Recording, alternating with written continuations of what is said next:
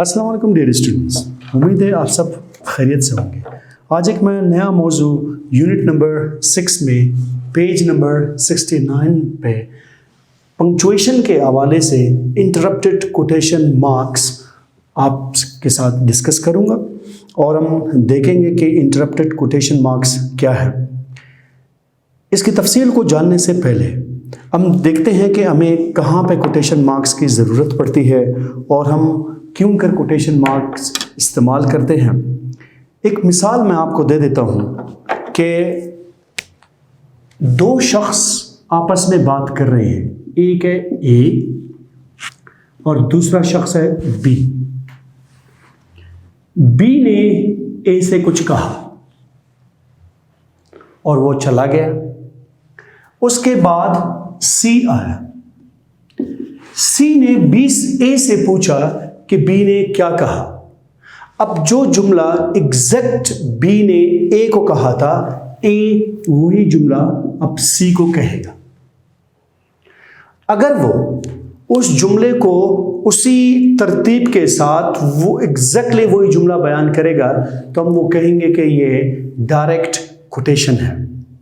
अगर वो उसकी बात को अपने अल्फाज में चेंज करके बयान करेगा तो हम बोलेंगे कि ये इनडायरेक्ट स्पीच है। अब तहरीर के अंदर हमें कैसे पता चलेगा कि कौन सी बात यानी कोटेशन एग्जैक्टली जो कि किसी और से कहा था, अब सी को कैसे बताएगा कि ये वही अल्फाज हैं, तो उनसे हम सी को कैसे बताएगा कि ये वही बात है, वही जुमला है। तो क्या होगा कि तहरीर के अंदर हम कोटेशन मार्क से, पंक्चुएशन के अंदर कोटेशन मार्क से हम मदद लेंगे इस बात को जाहिर करने के लिए कि कौन सा जुमला एग्जैक्टली बी ने ए से कहा था, जिसको आमतौर पर हम डायरेक्ट, इनडायरेक्ट या नरेशंस के नाम से ग्रामर में जानते हैं। जैसा कि हम बी को एक नाम दे देते हैं अहमद। अब अली दूसरा शख्स है जो कि हम से बात कर रहा है अपने तहरीर के अंदर।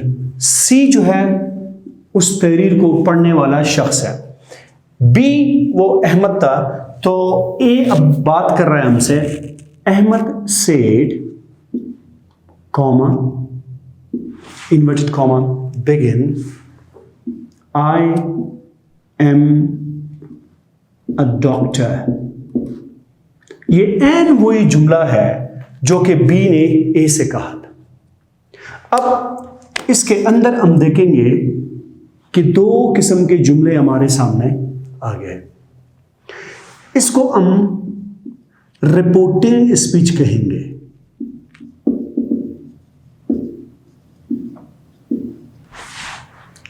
जबकि दूसरे जुमले को हम रिपोर्टेड स्पीच कहेंगे। अब दो अल्फाज हैं, रिपोर्टिंग, रिपोर्टेड, दोनों एक जैसे लगते हैं, लेकिन इसमें ईडी और इसमें आईएनजी का यूज हुआ है। डियर स्टूडेंट्स, हमेशा याद रखिएगा, जैसे कि किसी पिछले लेक्चर में हमने डिस्कस किया था कि प्रेजेंट पार्टिसिपल और पास्ट पार्टिसिपल हमेशा एडजेक्टिव के तौर पर भी काम करते हैं। यहां पे आईएनजी है तो ये प्रेजेंट पार्टिसिपल है, बतौर एडजेक्टिव का काम कर रहा है, और यहां पे ईडी है तो ये पास्ट पार्टिसिपल है, ये भी बतौर एडजेक्टिव का काम कर रहा है। जहां कहीं पे आईएनजी आ जाए तो वो किसी पैगाम को या किसी चीज को हमेशा देने वाला सोर्स होता है, और जहां पे ईडी इस्तेमाल हो वो हमेशा उस असर को या उस बात को, उस चीज को लेने वाला सोर्स होता है। मिसाल के तौर पर अब हम देखते हैं कि इंटरेस्टिंग और इंटरेस्टेड दो अल्फाज हैं।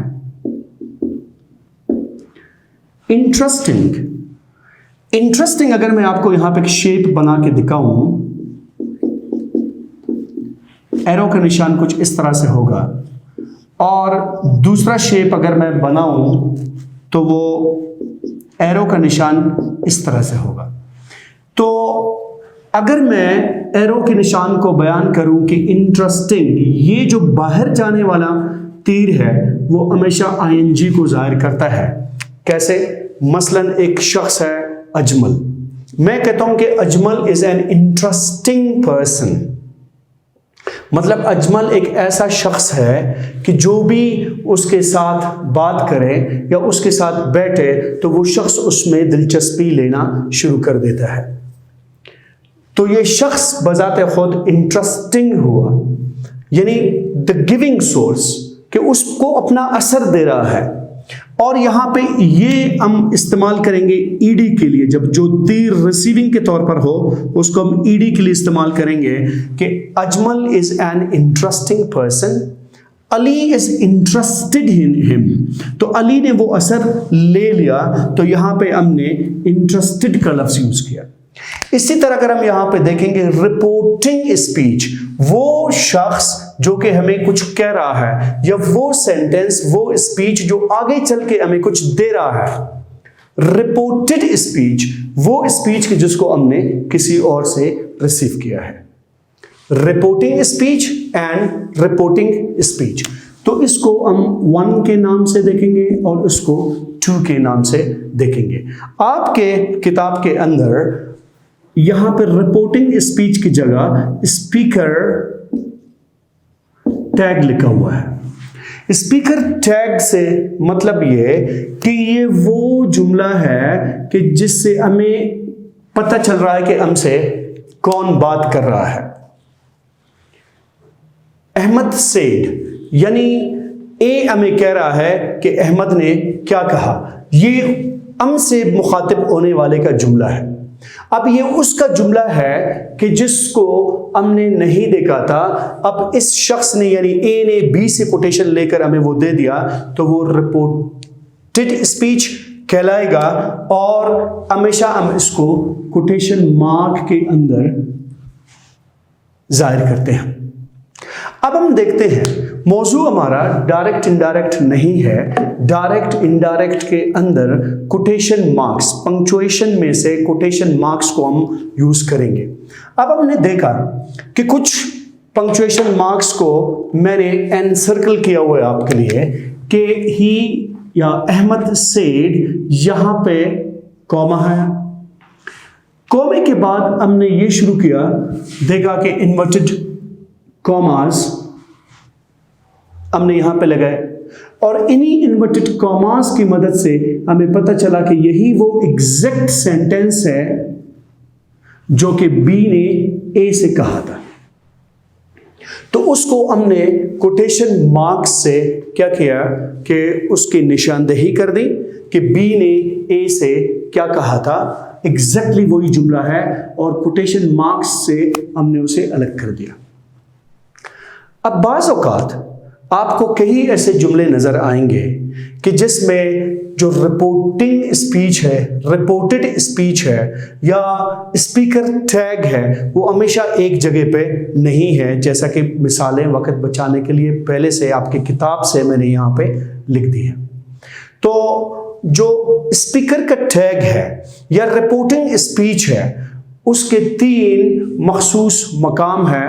उसको तहरीर के अंदर हम तीनों मकाम पे अलग अलग रख सकते हैं, लेकिन कुछ उसूल को मद्देनजर रखते हुए। पहली पोजीशन उसके पहले सेंटेंस में यह है कि रिपोर्टेड स्पीच बिल्कुल जुमले के शुरू में आया है, जबकि दूसरे जुमले में अब निशानदेही के लिए मैंने सुर्ख कलर इसको कर दिया है, दूसरे में ये बिल्कुल वस्त में आया है, और तीसरे जुमले में रिपोर्टिंग स्पीच बिल्कुल एंड में आया है।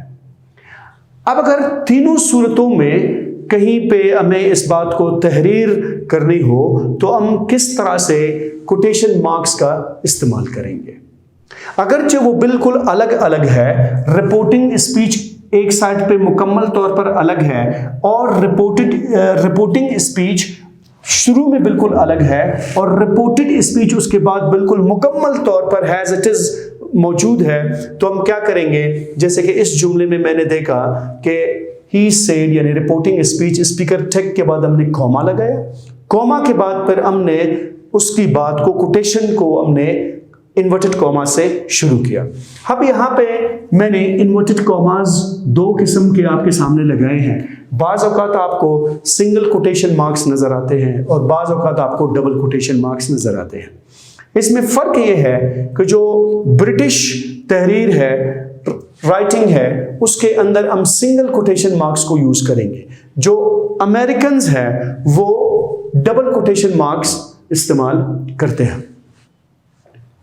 अभी अगर हम देखें, जो मैंने आपसे पहले कहा कि अगर जुमले दोनों के मुकम्मल तौर पर अलग अलग हैं तो इसमें बहुत ही आसानी हमारे लिए है कि पहले रिपोर्टिंग स्पीच को कॉमा के साथ हम लगा के अलग कर देते हैं और दूसरे मुकम्मल जुमले को लिखकर इन्वर्टेड कॉमा सिंगल सिंगल लगाते हैं, क्योंकि हमारी सरकारी ज़बान और हमारे बुकिश जो लैंग्वेज है वो ब्रिटिश है, तो लिहाजा यहाँ पे हम single single quotation marks use करेंगे, अलग अलग हुआ। अब मौजू हमारा है interrupted quotation marks. Quotation marks को तो हमने देखा, अब लफ्ज इंटरप्टेड के जानिब हम गौर करेंगे कि इसका क्या मतलब है। अगर ये लिया हुआ जुमला कोटेशन बहुत बड़ा कोटेशन है और बाज़ औक़ात गुफ्तगू के अंदर या तहरीर के अंदर उसको रोज़मर्रा की ज़बान से करीब करने के लिए उसको दो हिस्सों में जब हम बयान करेंगे तो क्या होगा, असल में इंटरप्शन यानी मुदाखलत इस कोटेशन के अंदर जो है आ रही है।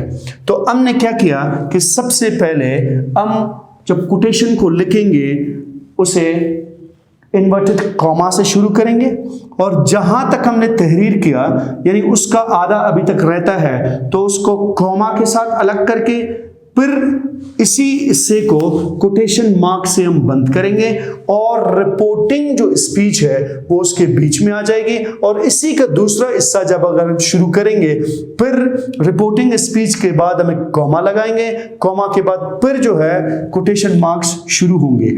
असल में ये दोनों कोटेशन मार्क्स इजाफी आ गए, वरना ये और आखिरी वाला कोटेशन मार्क्स इस तरह से शुरू और आखिर के कोटेशन मार्क्स है। तो लिहाजा ये एक इंटरप्टेड कोटेशन हुआ और इंटरप्टेड कोटेशन के साथ जो मार्क्स लगाएंगे वो इंटरप्टेड कोटेशन मार्क्स कहलाएंगे। तीसरे जुमले में हमने देखा कि वो बिल्कुल पहले जुमले का उलट है।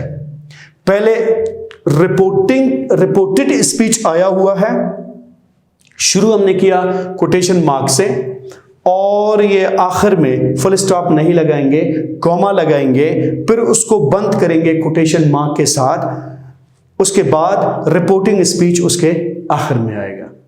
तो लिहाजा फिर से मैं दोहराता हूं कि अगर जुमला मुकम्मल तौर पर तहरीर है तो ये quotation marks interrupted quotation marks नहीं कहलाएंगे, ये उसका आम पेयर है। और अगर ये टूटा हुआ है कोटेशन तो उसको दो हिस्सों में जब हम बयान करेंगे, दोनों हिस्सों को अलग अलग कोटेशन मार्क्स से बयान करेंगे तो ये इंटरप्टेड कोटेशन कहलाएगा।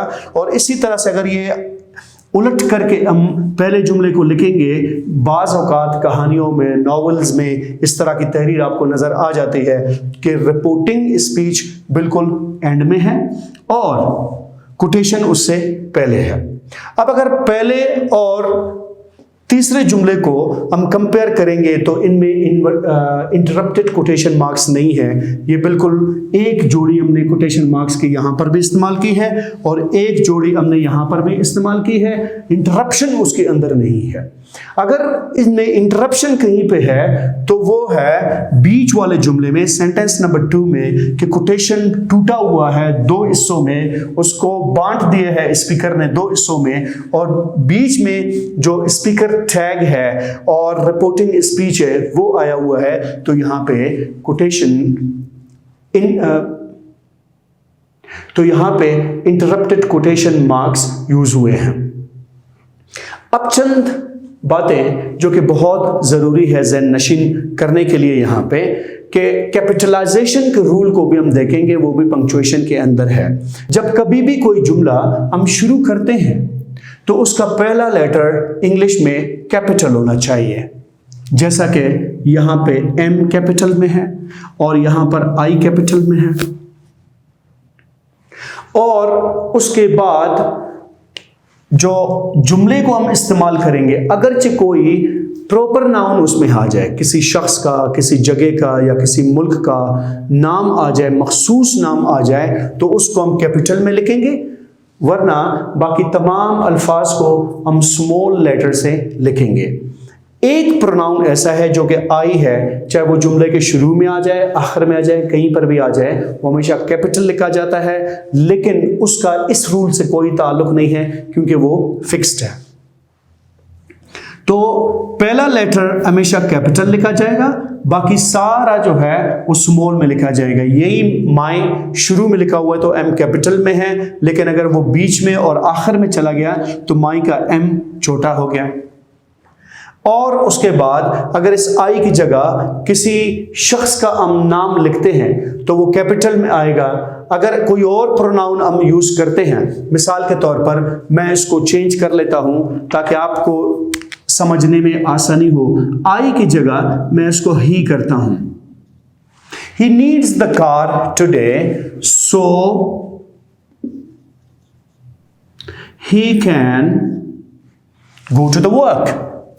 अब यहां पे आई था, मैंने उसे ही कर दिया। यहां पे जहां जहां आई है उसको मैं ही में चेंज कर रहा हूं। अगर हम इस जुमले पे अभी नजर डालेंगे तो माई के बाद कोटेशन के अंदर जो जुमला शुरू हुआ है वो कैपिटल में है, लेकिन यहां पे जुमला शुरू में आ रहा है वो कैपिटल में है।